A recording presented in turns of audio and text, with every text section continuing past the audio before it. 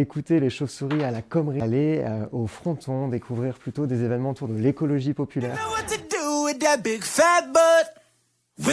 Les 60 heures de l'écologie, donc ce sont 3 jours où il y a beaucoup d'événements, d'ateliers, de démonstrations, de balades, de jeux. L'objectif, c'est de montrer tout ce qui marche déjà en matière de transition écologique et sociale sur le territoire. Donc on parle d'écologie, on parle de solidarité, on parle de participation citoyenne. Peut-être une des nouveautés de cette année pour cette 3e édition, c'est la mise en place de lieux totems, des lieux inspirants à Marseille et au Bagne. On en a 10 cette année qui concentrent une grande partie de la programmation. L'objectif, c'est vraiment que le grand public, tout public, connaisseur ou pas du tout, vienne découvrir ces structures, ces projets et vienne comprendre tout ce qui se passe sur le territoire, histoire d'être un peu fier de tout ce qui se passe ici.